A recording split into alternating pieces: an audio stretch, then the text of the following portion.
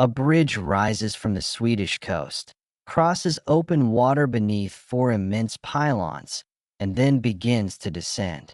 The road approaches a narrow island in the middle of the strait. Beyond it, there is no second bridge. No visible continuation reaches Denmark. The motorway simply lowers toward a dark portal and disappears beneath the sea. This is the Øresund fixed link between Malmö and Copenhagen. It is commonly called a bridge, but that name hides its most remarkable feature. The crossing is actually a sequence of three structures: 7,845 meters of bridge, 4,055 meters of artificial island, and 4,050 meters of tunnel. Together, they form a 15.9-kilometer connection built not around one engineering idea, but around several powerful constraints. The central question is not how engineers managed to build such a long bridge. It is why they deliberately stopped building it halfway across. The geography of Øresund made a single solution almost impossible.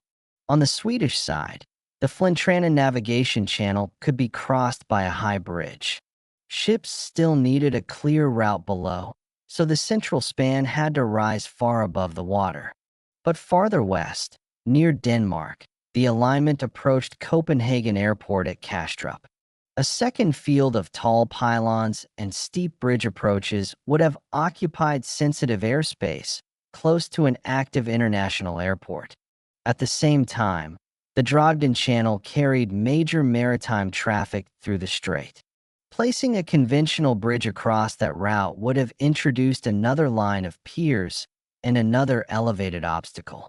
The link therefore had to respect two moving systems above the water: aircraft descending toward Copenhagen and ships passing between Northern Europe and the Baltic. The answer was not to choose between bridge and tunnel. It was to build both, then create an island where one could become the other. From Malmö, the crossing begins as a combined road and rail bridge. For motorway lanes occupy the upper deck. Two railway tracks run below inside the dark steel truss. This stacked arrangement keeps the structure compact while allowing cars and trains to cross the same stretch of water at different levels. The most visible section is the high bridge over Flintranen. Its free span reaches 490 meters.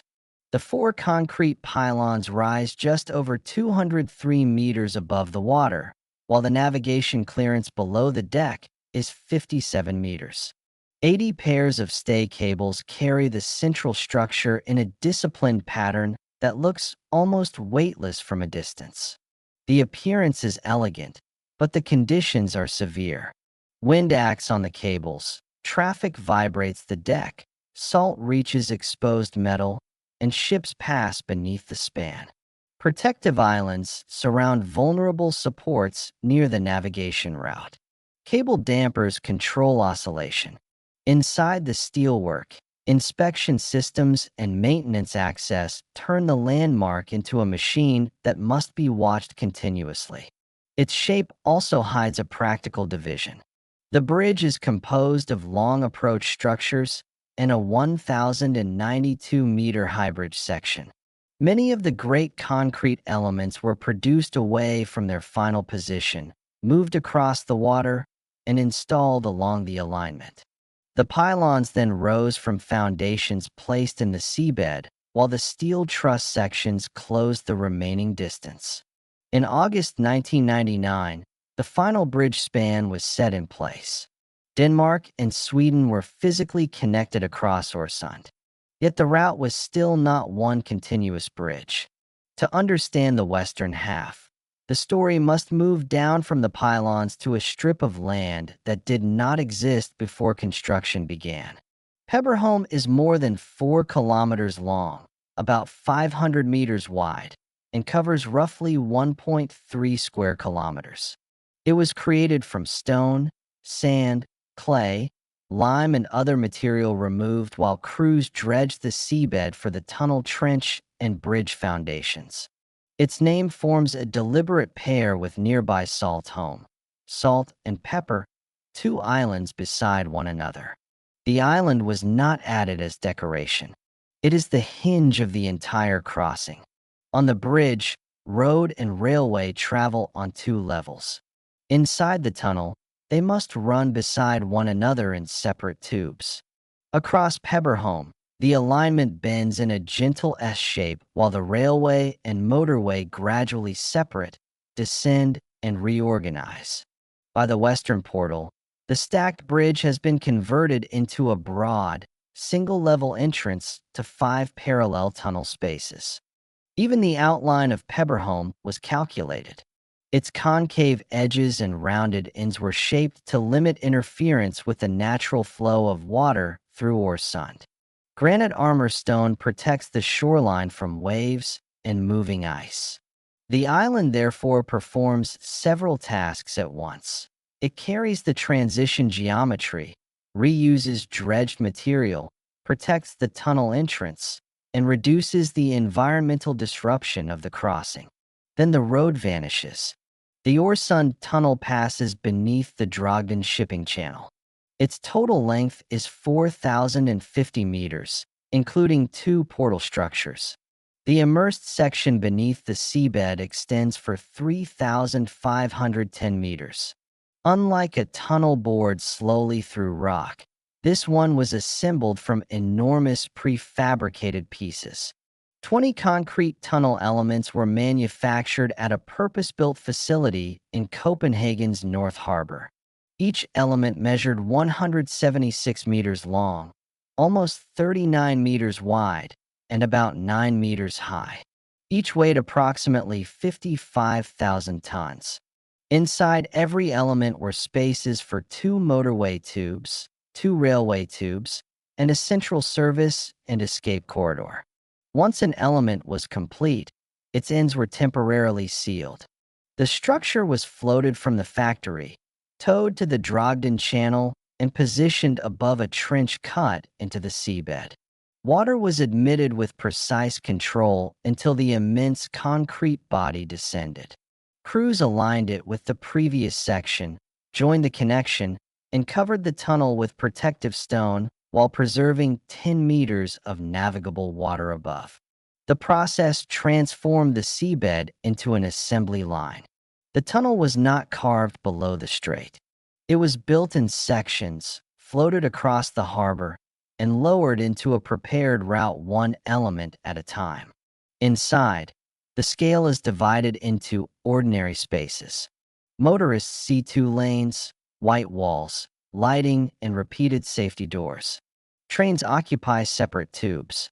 Every 88 meters, escape doors connect the traffic spaces with protected routes. Ventilation systems can manage normal air quality and remove smoke and heat during an emergency. Light filters near the portals ease the transition from open daylight to the enclosed tunnel. Above this hidden structure, large ships continue through Drogden without passing between bridge piers. Nearby aircraft approach Copenhagen without a second forest of pylons rising into their path. The bridge disappears because the open space above the tunnel is itself part of the design. Peberholm contains another transition that is less visible. The railway does not merely cross a national border. It passes between different Danish and Swedish technical systems. Signaling and train control arrangements change across the island, allowing trains to continue at speed while the infrastructure beneath them changes jurisdiction and operating logic. The island is therefore a border in several senses, between bridge and tunnel, between stacked and side-by-side transport, between Danish and Swedish railway systems, and between engineered ground and open water. But the most unexpected transformation happened after the builders left. No garden was planned for Peberholm. Soil from the mainland was not spread across it, and the original strategy was to leave the new surface largely unplanted. Seeds arrived through wind, water, birds, vehicles, and construction material. Insects followed. Birds found open nesting ground with little human disturbance. Over time, the pale, barren platform became a living island. Around 600 plant species have been recorded there, and approximately 30 bird species nest on Peberholm in a typical year. The island has been part of the Natura 2000 network since 2000. Limited conservation work now keeps some areas open for species that would otherwise be displaced as shrubs and small trees spread. This does not make the project environmentally invisible. Building the link required dredging, foundations, enormous quantities of material, and permanent changes to the landscape. Yet Peberholm demonstrates something rare. Infrastructure created for traffic became an accidental field experiment in ecological succession. The fixed link had taken more than a century to move from recurring idea to reality. Denmark and Sweden signed the decisive agreement in 1991. Coast-to-coast construction began in 1995. The first tunnel element was immersed in 1997. The final bridge span closed the gap in 1999, and the complete connection opened on July 1st, 2000. What appeared to be a single line on a map had demanded separate answers for shipping, aviation, roads, railways, water flow, construction logistics, and two national systems. Its most famous visual trick, the bridge that seems to end in the sea, is not a flourish. It is the exact point where those answers meet.